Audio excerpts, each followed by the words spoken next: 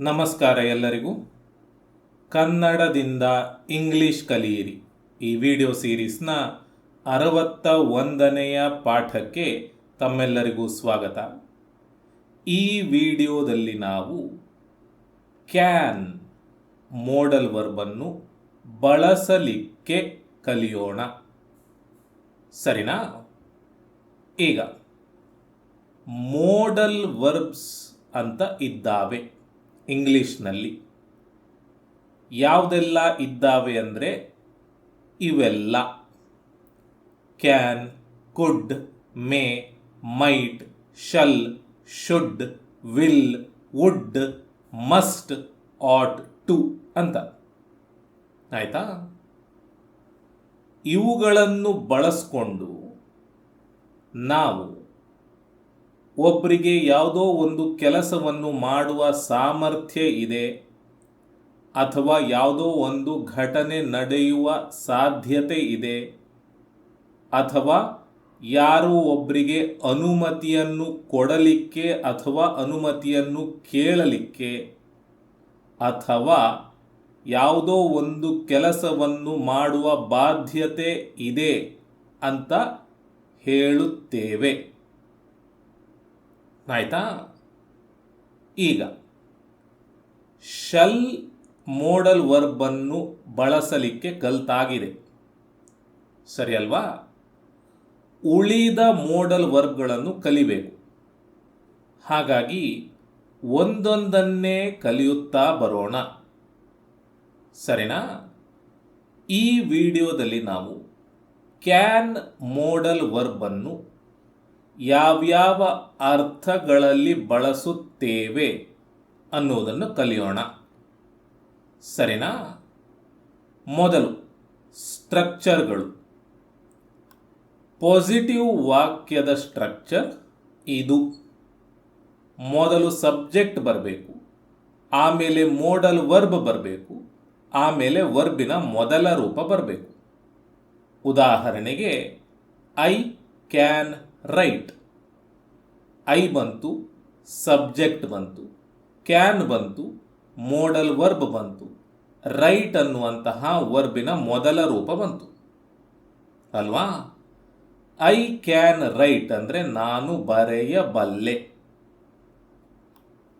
ನಕಾರಾತ್ಮಕ ವಾಕ್ಯ ಸ್ಟ್ರಕ್ಚರ್ ಇದು: ಮೊದಲು ಸಬ್ಜೆಕ್ಟ್ ಬರಬೇಕು, ಆಮೇಲೆ ಮೋಡಲ್ ವರ್ಬ್ ಬರಬೇಕು, ಆಮೇಲೆ ನಾಟ್ ಬರಬೇಕು, ಆಮೇಲೆ ವರ್ಬಿನ ಮೊದಲ ರೂಪ ಬರಬೇಕು. ಉದಾಹರಣೆಗೆ ಐ ಕ್ಯಾನಾಟ್ ರೈಟ್ ಅಂದರೆ ನನಗೆ ಬರೆಯಲು ಸಾಧ್ಯವಿಲ್ಲ. ಐ ಬಂತು, ಸಬ್ಜೆಕ್ಟ್ ಬಂತು, ಮೋಡಲ್ ವರ್ಬ್ ಬಂತು, ಕ್ಯಾನ್ ಬಂತು, ನಾಟ್ ಬಂತು, ನಾಟ್ ಬಂತು, ರೈಟ್ ಬಂತು, ವರ್ಬಿನ ಮೊದಲ ರೂಪ ಬಂತು. ಸರಿ ಅಲ್ವಾ? ಕ್ಯಾನ್ ನಾಟ್ ಅನ್ನುವಂಥದ್ದು ಒಂದೇ ಪದ ಅನ್ನುವುದು ನಿಮಗೆ ಗೊತ್ತಿರಬೇಕು. ಹಲವಾರು ಕಡೆ ಕ್ಯಾನ್ ಹಾಗೂ ನಾಟ್ ಅನ್ನು ಬೇರೆ ಬೇರೆ ಬರೀತಾರೆ, ಅದು ತಪ್ಪು. ಕ್ಯಾನ್ ನಾಟ್ ಅನ್ನುವಂಥದ್ದು ಒಂದೇ ಪದ, ಸರಿನಾ? ನೆಕ್ಸ್ಟ್, ಪ್ರಶ್ನೆಯ ಸ್ಟ್ರಕ್ಚರ್ ಇದು. ಉದಾಹರಣೆಗೆ ಕ್ಯಾನ್ ಐ ರೈಟ್ ಅಂದರೆ ನಾನು ಬರೆಯಬಲ್ಲೆನೆ.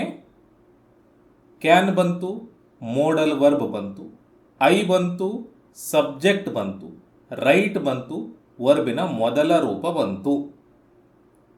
ಆಯ್ತಾ? ನೆಕ್ಸ್ಟ್, ನಕಾರಾತ್ಮಕ ಪ್ರಶ್ನೆಯ ಸ್ಟ್ರಕ್ಚರ್ ಇದು. ಉದಾಹರಣೆಗೆ can I not right. Can ಬಂತು, ಮೋಡಲ್ ವರ್ಬ್ ಬಂತು, ಐ ಬಂತು, ಸಬ್ಜೆಕ್ಟ್ ಬಂತು, ನಾಟ್ ಬಂತು, ನಾಟ್ ಬಂತು, ರೈಟ್ ಬಂತು, ವರ್ಬಿನ ಮೊದಲ ರೂಪ ಬಂತು. ನನಗೆ ಬರೆಯಲು ಸಾಧ್ಯವಿಲ್ಲವೇ? ಈ ರೀತಿ, ಸರಿನಾ? ಈಗ ಇಲ್ಲಿ ಸಬ್ಜೆಕ್ಟ್ ಅಂದರೆ ಯಾವ ಸಬ್ಜೆಕ್ಟ್ ಬೇಕಾದರೂ ಬರಬಹುದು. I, you, we, they, he, she, it, singular subject, plural subject ಯಾವುದು ಬೇಕಾದರೂ ಬರಬಹುದು. ಸರಿನಾ? ಇಲ್ಲಿ ಏನೂ ಬದಲಾವಣೆ ಇರುವುದಿಲ್ಲ. ಅಂದರೆ ಸಬ್ಜೆಕ್ಟ್ನ ಪ್ರಕಾರ ಇಲ್ಲಿ ಏನೂ ಬದಲಾಗುವುದಿಲ್ಲ. ಆಯ್ತಾ? ಈ ವಿಡಿಯೋದಲ್ಲಿ ನಾವು ಯಾವ ವಾಕ್ಯಗಳನ್ನು ನೋಡ್ತೇವೆ ನೋಡಿ, ಅವೆಲ್ಲವೂ ಈ ಸ್ಟ್ರಕ್ಚರ್ಗಳನ್ನೇ ಬಳಸಿರುತ್ತವೆ. ಸರಿನಾ? ಈಗ ಕ್ಯಾನ್ ಮೋಡಲ್ ವರ್ಬನ್ನು ಬಳಸಿಕೊಂಡು ಯಾವ್ಯಾವ ಅರ್ಥಗಳಲ್ಲಿ ವಾಕ್ಯಗಳನ್ನು ರಚಿಸಬಹುದು ಅದನ್ನು ನೋಡೋಣ. ಮೊದಲು ಸಾಮರ್ಥ್ಯ ಅಥವಾ ಅಸಾಮರ್ಥ್ಯ ಬಗ್ಗೆ ಮಾತನಾಡಲಿಕ್ಕೆ ಕ್ಯಾನ್ ಅನ್ನು ಬಳಸುತ್ತೇವೆ. ಉದಾಹರಣೆಗೆ, ನಾನು ಈಜಬಲ್ಲೆ. ಇದನ್ನು ಇಂಗ್ಲಿಷ್ನಲ್ಲಿ ಐ ಕ್ಯಾನ್ ಸ್ವಿಮ್ ಅಂತ ಹೇಳ್ತೇವೆ. ಐ ಕ್ಯಾನ್ ಅಂದರೆ ನಾನು ಬಲ್ಲೆ, ಸ್ವಿಮ್ ಅಂದರೆ ಈಜು. ಇಲ್ಲಿ ಐ ಕ್ಯಾನ್ ಸ್ವಿಮ್ ಅಂದರೆ ನನಗೆ ಈಜುವ ಸಾಮರ್ಥ್ಯ ಇದೆ ಅಂತ. ನನಗೆ ಈಜಲು ಬರುತ್ತದೆ ಅಂತ. ನನಗೆ ಈಜಲಿಕ್ಕೆ ಗೊತ್ತಿದೆ ಅಂತ. ಸರಿನಾ? ಸಾಮಾನ್ಯವಾಗಿ ನಾವು ಹಾಗೆ ಹೇಳ್ತೇವೆ ಅಲ್ವಾ? ನನಗೆ ಈಜಲಿಕ್ಕೆ ಬರ್ತದೆ, ನನಗೆ ಈಜಲು ಗೊತ್ತಿದೆ ಅಂತ ಹೇಳ್ತೇವೆ ಅಲ್ವಾ? ಅದನ್ನು ಇಂಗ್ಲಿಷ್ನಲ್ಲಿ ಐ ಕ್ಯಾನ್ ಸ್ವಿಮ್ ಅಂತ ಹೇಳ್ತೇವೆ. ಸರಿನಾ? ನೆಕ್ಸ್ಟ್, ಅವನು ಇಂಗ್ಲಿಷ್ ಮಾತನಾಡಬಲ್ಲನು. He can speak English. He can ಅಂದರೆ ಅವನು ಬಲ್ಲನು. ಸ್ಪೀಕ್ ಅಂದರೆ ಮಾತನಾಡು. ಇಂಗ್ಲಿಷ್ ಅಂದರೆ English. He can speak English ಅಂದರೆ ಅವನಿಗೆ ಇಂಗ್ಲಿಷ್ ಮಾತನಾಡುವ ಸಾಮರ್ಥ್ಯ ಇದೆ ಅಂತ. ಅವನಿಗೆ ಇಂಗ್ಲಿಷ್ ಮಾತನಾಡಲು ಬರುತ್ತದೆ ಅಂತ. ಅವನಿಗೆ ಇಂಗ್ಲಿಷ್ ಮಾತನಾಡಲಿಕ್ಕೆ ಗೊತ್ತಿದೆ ಅಂತ. ತಿಳಿದಿದೆ ಅಂತ. ಸರಿನಾ? ನೆಕ್ಸ್ಟ್, ನನ್ನ ಮಗ ಕಾರು ಓಡಿಸಬಲ್ಲ ಅಥವಾ ಬಲ್ಲನು. ಮೈ ಸನ್ ಕ್ಯಾನ್ ಡ್ರೈವ್ ಅ ಕಾರ್. ಮೈ ಸನ್ ಅಂದರೆ ನನ್ನ ಮಗ, ಕ್ಯಾನ್ ಅಂದರೆ ಬಲ್ಲ, ಡ್ರೈವ್ ಅಂದರೆ ಓಡಿಸು, ಅ ಕಾರ್ ಅಂದರೆ ಕಾರು. ಅಂದರೆ ನನ್ನ ಮಗನಿಗೆ ಕಾರು ಓಡಿಸಲಿಕ್ಕೆ ಬರುತ್ತದೆ, ಸಾಮರ್ಥ್ಯ ಇದೆ ಅಂತ. ಸರಿನಾ? ಒಬ್ಬರಿಗೆ ಯಾವುದೋ ಒಂದು ಕೆಲಸವನ್ನು ಮಾಡುವ ಸಾಮರ್ಥ್ಯ ಇದೆ ಅಥವಾ ಇಲ್ಲ ಅಂತ ಹೇಳಲಿಕ್ಕೆ ಕ್ಯಾನ್ ಮೋಡಲ್ ವರ್ಬನ್ನು ಬಳಸುತ್ತೇವೆ. ಸರಿನಾ? ನೆಕ್ಸ್ಟ್, ಆ ಹುಡುಗರಿಗೆ ಬೈಕ್ ಓಡಿಸಲು ಬರುವುದಿಲ್ಲ. Those boys cannot ride a bike. Those boys ಅಂದರೆ ಆ ಹುಡುಗರು. ಕ್ಯಾನಾಟ್ ಅಂದರೆ ಬರುವುದಿಲ್ಲ. ರೈಡ್ ಅಂದರೆ ಓಡಿಸು. ಅ ಬೈಕ್ ಅಂದರೆ ಬೈಕ್. ಆಯ್ತಾ? ಆ ಹುಡುಗರಿಗೆ ಬೈಕ್ ಓಡಿಸುವ ಸಾಮರ್ಥ್ಯ ಇಲ್ಲ ಅಂತ ಹೇಳ್ತಾ ಇದ್ದೇವೆ. ಸರಿನಾ? ನೆಕ್ಸ್ಟ್, ಅದಕ್ಕೆ ನೀವು ಕೇಳಿಸುವುದಿಲ್ಲ. It can't hear you. It cannot hear you. Can't ಇದು ಕ್ಯಾನಾಟ್ ಪದದ ಸಣ್ಣ ರೂಪ. ಕಾಂಟ್. ಆಯ್ತಾ? ಕ್ಯಾನಾಟ್ ಅನ್ನು ಈ ರೀತಿ ಹೇಳ್ತೇವೆ, ಬರಿತೇವೆ. ಇಟ್ ಕಾಂಟ್ ಹಿಯರ್ ಯು ಅಂದರೆ ಅದಕ್ಕೆ ನೀವು ಮಾತನಾಡುವುದು ಕೇಳಿಸುವುದಿಲ್ಲ, ಕೇಳಿಸುವ ಸಾಮರ್ಥ್ಯ ಇಲ್ಲ ಅಂತ. ಸರಿನಾ? ಈಗ ಒಂದು ಸನ್ನಿವೇಶ ತಗೊಳ್ಳೋಣ. ಒಂದು ನಾಯಿ ಇದೆ, ಅದರ ಹೆಸರು ಟಾಮಿ. ಆ ಟಾಮಿ ಅನ್ನುವಂತಹ ನಾಯಿ ಸ್ವಲ್ಪ ದೂರದಲ್ಲಿದೆ. ನೀವು ಆ ನಾಯಿಯನ್ನು ಕರೆಯುತ್ತೀರಿ, ಟಾಮಿ ಟಾಮಿ ಅಂತ ಕರಿತೀರಿ. ಆದರೆ ಅದು ನಿಮ್ಮ ಹತ್ರ ಬರುವುದಿಲ್ಲ. ಆವಾಗ ಇನ್ನೊಬ್ಬರು ನಿಮ್ಮ ಹತ್ರ ಹೇಳ್ತಾರೆ, ಇಟ್ ಕಾಂಟ್ ಹಿಯರ್ ಯು ಅಂತ. ಅಂದರೆ ಅದಕ್ಕೆ ನೀವು ಕೇಳಿಸುವುದಿಲ್ಲ ಅಂತ. ಅಂದರೆ ಅದಕ್ಕೆ ಕೇಳುವಂತಹ ಸಾಮರ್ಥ್ಯ ಇಲ್ಲ. ಅಂದರೆ ಕಿವಿ ಕೆಪ್ಪು, ಕಿವಿ ಕಿವುಡು ಅನ್ನುವುದು ಒಂದಾದರೆ, ಇನ್ನೊಂದು ಅರ್ಥ ಏನಂದರೆ ಆ ನಾಯಿಗೆ ಕೇಳುವ ಸಾಮರ್ಥ್ಯ ಇದ್ದರೂ ಕೂಡ ಅದು ತುಂಬ ದೂರದಲ್ಲಿದೆ. ನೀವು ಇಲ್ಲಿಂದ ಕೂಗುವಂಥದ್ದು ಅದಕ್ಕೆ ಕೇಳಿಸುವುದಿಲ್ಲ ಅಂತ. ಎರಡು ಅರ್ಥಗಳು ಇಲ್ಲಿ ಆಗ್ತವೆ. ಒಂದು ಸಾಮರ್ಥ್ಯ ಇಲ್ಲ ಅಂತ, ಇನ್ನೊಂದು ಆಗುವುದಿಲ್ಲ ಅಂತ ಅಷ್ಟೆ. ಸರಿನಾ? ನೆಕ್ಸ್ಟ್, ನಾವು ನಾಳೆ ಬರಲು ಸಾಧ್ಯವಿಲ್ಲ. We cannot come tomorrow. We can't come tomorrow. ಇಲ್ಲಿ ಎರಡು ಅರ್ಥಗಳಿದ್ದಾವೆ. ಎಲ್ಲ ವಾಕ್ಯಗಳಿಗೂ ಹಲವಾರು ಅರ್ಥಗಳು ಇರುತ್ತವೆ. ಇಲ್ಲಿ ಕೂಡ ಎರಡು ಅರ್ಥಗಳಿದ್ದಾವೆ. ಒಂದು ಏನಂದರೆ, ನಮಗೆ ನಾಳೆ ಬರುವ ಸಾಮರ್ಥ್ಯ ಇಲ್ಲ ಅಂತ ಒಂದು. ಇನ್ನೊಂದು ಅರ್ಥ, ಸಾಮರ್ಥ್ಯ ಇದ್ರೂ ಕೂಡ ಬೇರೆ ಏನೋ ಕಾರಣದಿಂದ ನಾಳೆ ಬರಲಿಕ್ಕೆ ಆಗುವುದಿಲ್ಲ ಅಂತ. ಸರಿನಾ? ಸೊ ಎರಡೂ ಅರ್ಥಗಳಲ್ಲಿ ಈ ವಾಕ್ಯವನ್ನು ಬಳಸಬಹುದು. ನೆಕ್ಸ್ಟ್, ನೀವು ಈ ಕಲ್ಲನ್ನು ಎತ್ತಬಹುದೇ? Can you lift this stone? ಅಂದರೆ ಇಲ್ಲಿ ನಾವು ಏನು ಕೇಳ್ತಾ ಇದ್ದೇವೆ, ನಿಮಗೆ ಈ ಕಲ್ಲನ್ನು ಎತ್ತುವಂತಹ ಸಾಮರ್ಥ್ಯ ಇದೆಯೇ ಅಂತ. ಆಯ್ತಾ? ಕ್ಯಾನ್ ಯು ಲಿಫ್ಟ್ ಅಂದರೆ ನೀವು ಎತ್ತಬಹುದೇ ಅಂತ. ಆನೆಗಳು ಈಜಬಹುದೇ? Can elephants swim?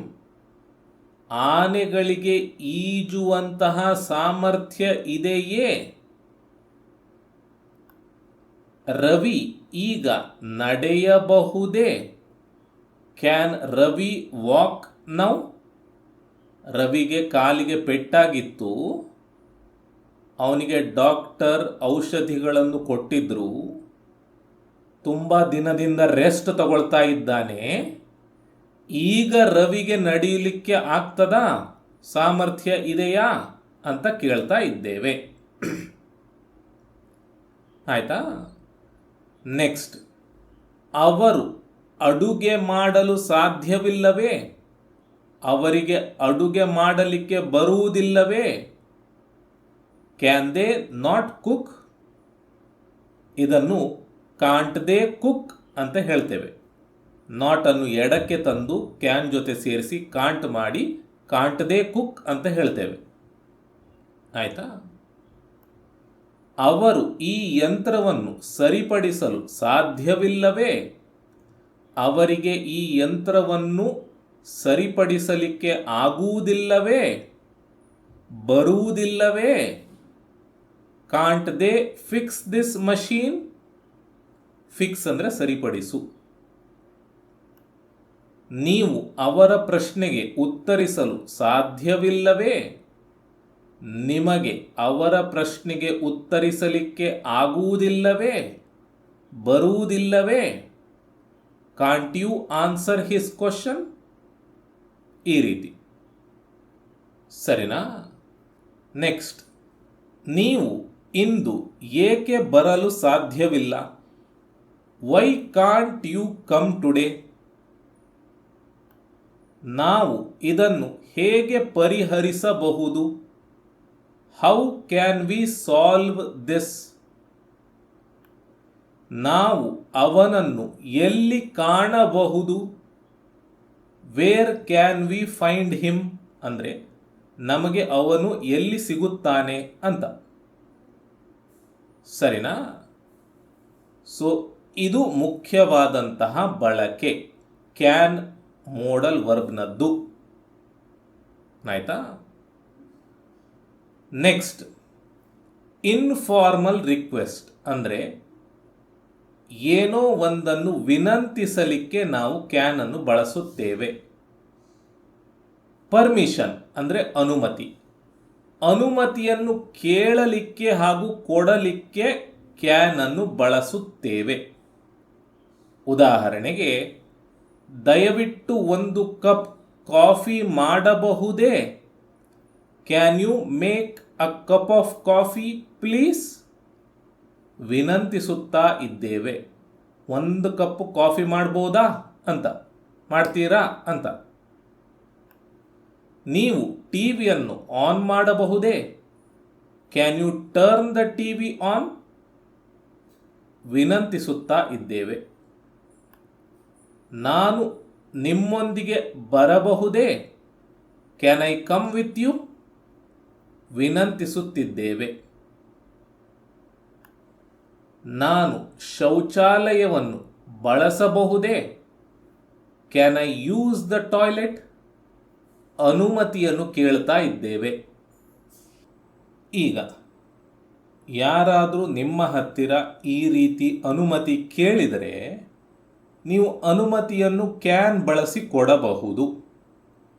ಈ ರೀತಿ, can I use the toilet ಅಂತ ಯಾರಾದರೂ ಕೇಳಿದರೆ ಎಸ್ ಯು ಕ್ಯಾನ್ ಅಂತ ಹೇಳಬಹುದು. ಅಥವಾ yes you can use the toilet ಅಂತ ಹೇಳಬಹುದು. ಅಥವಾ ಎಸ್ ಅಂತ ಹೇಳಿದರೂ ಸಾಕಾಗ್ತದೆ. ಆಯ್ತಾ? ಅನುಮತಿಯನ್ನು ನಿರಾಕರಿಸಲಿಕ್ಕೆ ನೋ ಯು ಕಾಂಟ್ ಅಂತ ಹೇಳಬಹುದು. No you cannot use the toilet ಅಂತ ಹೇಳಬಹುದು. ನೋ ಅಂತ ಹೇಳಿದರೂ ಸಾಕಾಗ್ತದೆ. ಸರಿನಾ? ನೆಕ್ಸ್ಟ್, ನಾವು ಈಗ ಮನೆಗೆ ಹೋಗಬಹುದೇ? ಹೋಗಬಹುದಾ? Can we go home now? ಅನುಮತಿಯನ್ನು ಕೇಳ್ತಾ ಇದ್ದೇವೆ. ಈಗ ಯಾರಾದರೂ ನಿಮ್ಮ ಹತ್ತಿರ ಈ ರೀತಿ ಕೇಳಿದರೆ ಎಸ್ ಯು ಕ್ಯಾನ್ ಅಂತ ಹೇಳಬಹುದು. Yes you can go home now ಅಂತ ಹೇಳಬಹುದು. No you cannot go home now ಅಂತ ಕೂಡ ಹೇಳಬಹುದು. ಆಯ್ತಾ? ವಿನಂತಿಸಲಿಕ್ಕೆ, ಅನುಮತಿ ಕೇಳಲಿಕ್ಕೆ, ಅನುಮತಿ ಕೊಡಲಿಕ್ಕೆ ಎಲ್ಲದಕ್ಕೂ ಕ್ಯಾನ್ ಬಳಸುತ್ತೇವೆ. ನೆಕ್ಸ್ಟ್, ಯಾವುದೋ ಒಂದು ಕೆಲಸವನ್ನು ಮಾಡಬಾರ್ದು ಅಂತ ಹೇಳಲಿಕ್ಕೆ, ನಿಷೇಧಿಸಲಿಕ್ಕೆ ಕ್ಯಾನ್ ಅನ್ನು ನಕಾರಾತ್ಮಕ ವಾಕ್ಯದಲ್ಲಿ ಬಳಸುತ್ತೇವೆ. ಉದಾಹರಣೆಗೆ, ನೀವು ನನ್ನ ಮೊಬೈಲ್ ಬಳಸುವಂತಿಲ್ಲ. ನೀವು ನನ್ನ ಮೊಬೈಲ್ ಬಳಸಬಾರದು. You cannot use my mobile. ಇಲ್ಲಿ ನೀವು ಅನುಮತಿಯನ್ನು ನಿರಾಕರಿಸುತ್ತಿಲ್ಲ,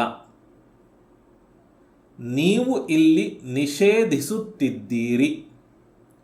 ನನ್ನ ಮೊಬೈಲ್ ಮುಟ್ಲಿಕ್ಕಿಲ್ಲ ಅಂತ. ಆಯ್ತಾ? ನಕಾರಾತ್ಮಕ ವಾಕ್ಯದಲ್ಲಿ ಕ್ಯಾನ್ ಅನ್ನು ಬಳಸಿದ್ದೇವೆ ಅಲ್ವಾ? ನೆಕ್ಸ್ಟ್, ನೀವು ಇಲ್ಲಿ ಕುಳಿತುಕೊಳ್ಳಬಾರದು.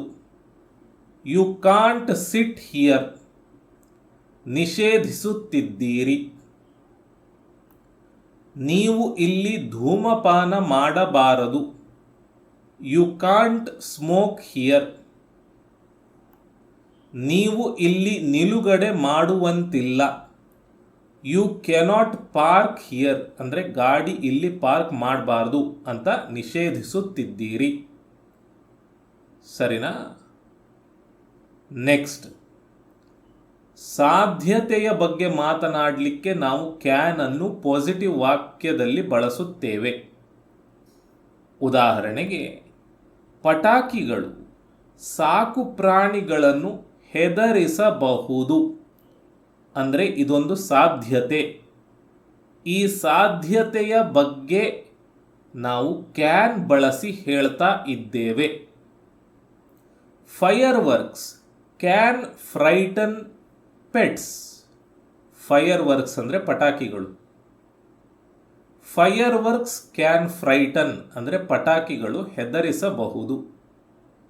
ಪೆಟ್ಸ್ ಅಂದರೆ ಸಾಕು ಪ್ರಾಣಿಗಳನ್ನು. ಈ ಸಸ್ಯವನ್ನು ತಿನ್ನುವುದರಿಂದ ನೀವು ಸಾಯಬಹುದು. Eating this plant can kill you.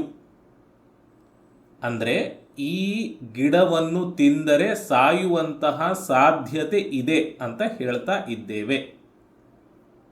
ಸಾಯದೆ ಕೂಡ ಇರಬಹುದು, ಸಾಯಲೂಬಹುದು. ಆಯ್ತಾ? ಧೂಮಪಾನವು ಕ್ಯಾನ್ಸರ್ಗೆ ಕಾರಣವಾಗಬಹುದು. Smoking can cause cancer. ಧೂಮಪಾನ ಮಾಡಿದರೆ ಕ್ಯಾನ್ಸರ್ ಬರಬಹುದು ಅಂತ ಹೇಳ್ತಾ ಇದ್ದೇವೆ. ಬರುತ್ತದೆ ಅಂತ ಹೇಳ್ತಾ ಇಲ್ಲ, ಬರಬಹುದು ಅಂತ ಹೇಳ್ತಾ ಇದ್ದೇವೆ. ಭಾರೀ ಮಳೆ ಇಲ್ಲಿ ಪ್ರವಾಹಕ್ಕೆ ಕಾರಣವಾಗಬಹುದು. Heavy rains can cause floods here. ಇಲ್ಲಿ ಈ ಜಾಗದಲ್ಲಿ ಭಾರಿ ಮಳೆ ಬಂದರೆ ಪ್ರವಾಹ ಬರಬಹುದು ಅಂತ ಹೇಳ್ತಾ ಇದ್ದೀರಿ. ಸರಿನಾ? ಸಾಧ್ಯತೆ ಬಗ್ಗೆ ಮಾತನಾಡಲಿಕ್ಕೆ ಕ್ಯಾನ್ ಅನ್ನು ಬಳಸುತ್ತೇವೆ. ನೆಕ್ಸ್ಟ್, ಸಹಾಯವನ್ನು ನೀಡಲಿಕ್ಕೆ ಕ್ಯಾನ್ ಅನ್ನು ಬಳಸುತ್ತೇವೆ. ಉದಾಹರಣೆಗೆ, ನಾನು ನಿನ್ನನ್ನು ಎಲ್ಲಾದರೂ ಬಿಡಬಹುದೇ? Can I drop you somewhere? ಅಂದರೆ ಉದಾಹರಣೆಗೆ, ನೀವು ಬೈಕ್ನಲ್ಲಿ ಹೋಗ್ತಾ ಇದ್ದೀರಿ ಒಬ್ಬರೇ. ದಾರಿಯಲ್ಲಿ ಹೋಗುವಾಗ ನಿಮಗೆ ಪರಿಚಯ ಇರುವವರು ಒಬ್ಬರು ಸಿಗ್ತಾರೆ. ಅಂದರೆ ಅವರು ಕೂಡ ನಡ್ಕೊಂಡು ಹೋಗ್ತಾ ಇರ್ತಾರೆ. ಆವಾಗ ನೀವು ಅವರ ಹತ್ರ ಕೇಳುವಂಥದ್ದು, ನಿಮಗೆ ನಾನು ಎಲ್ಲಾದರೂ ಡ್ರಾಪ್ ಕೊಡ್ಲಾ ಅಂತ.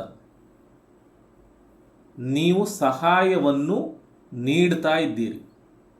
ಎಲ್ಲಾದರೂ ಡ್ರಾಪ್ ಮಾಡಲಾ ನಿಮಗೆ ಅಂತ. ಇದಕ್ಕೆ ನಾವು ಕ್ಯಾನ್ ಅನ್ನು ಬಳಸುತ್ತೇವೆ. ಸರಿನಾ?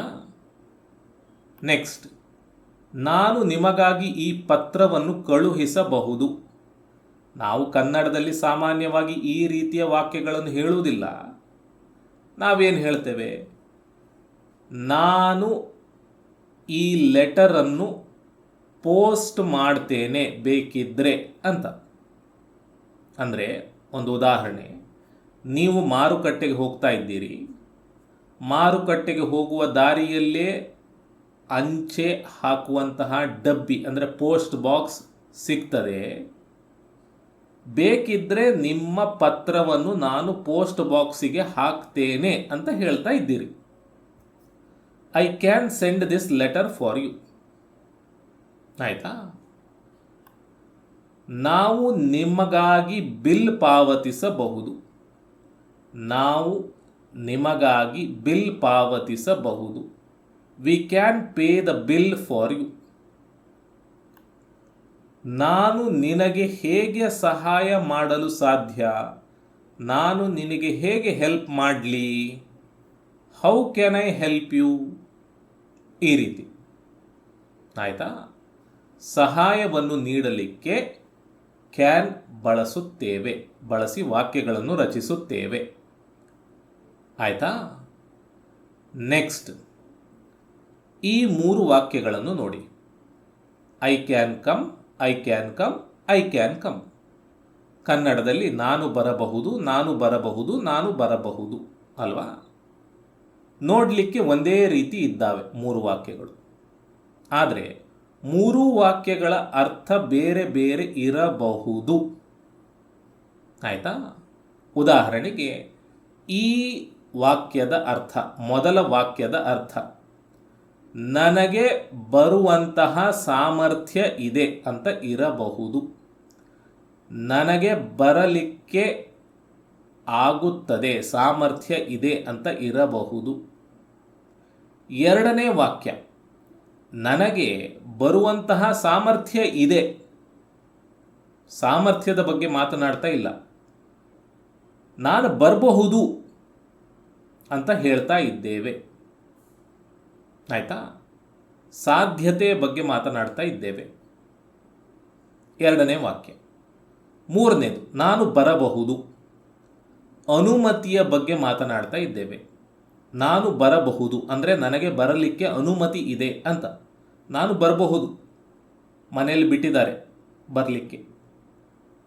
ಈ ರೀತಿ ಇದು ಸಾಮರ್ಥ್ಯ ಹೇಳ್ತಾ ಇದ್ದರೆ, ಇದು ಸಾಧ್ಯತೆ ಹೇಳ್ತಾ ಇದೆ, ಇದು ಅನುಮತಿಯನ್ನು ಹೇಳ್ತಾ ಇದೆ ಅಲ್ವಾ?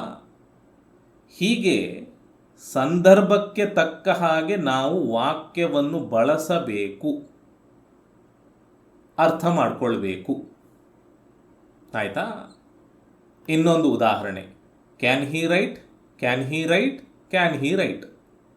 ಇಲ್ಲಿ ಅವನು ಬರೆಯಬಹುದೇ, ಅವನಿಗೆ ಬರೆಯುವಂತಹ ಸಾಮರ್ಥ್ಯ ಇದೆಯೇ, ಅವನಿಗೆ ಕೈ ಸರಿಯಾಗಿ ಇದೆಯೇ, ಬರೆಯಬಲ್ಲನೆ ಅಂತ. ಎರಡನೆಯದು ಸಾಮರ್ಥ್ಯದ ಬಗ್ಗೆ ಅಲ್ಲ, ಸಾಧ್ಯತೆಯ ಬಗ್ಗೆ.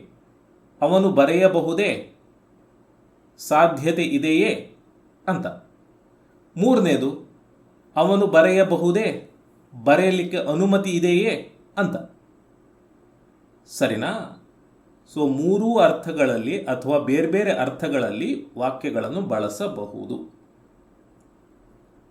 ಸರಿನಾ? ಸರಿ. ಹೇಳಿಕೊಟ್ಟಿದ್ದೆಲ್ಲ ನಿಮಗೆ ಅರ್ಥ ಆಗಿದೆ ಅಂತ ಅಂದುಕೊಂಡು ಈ ಒಂದು ಎಕ್ಸಸೈಸನ್ನು ಕೊಡ್ತಾ ಇದ್ದೇನೆ. ಈ ಎಲ್ಲ ವಾಕ್ಯಗಳನ್ನು ಇಂಗ್ಲೀಷಿಗೆ ಅನುವಾದ ಮಾಡಿ ಕಮೆಂಟ್ ಮಾಡಿ. ಇನ್ನೊಂದು 5 ಸೆಕೆಂಡ್ಗಳಲ್ಲಿ ಇವುಗಳ ಉತ್ತರಗಳನ್ನು ಇಲ್ಲಿಯೇ ತೋರಿಸುತ್ತೇನೆ.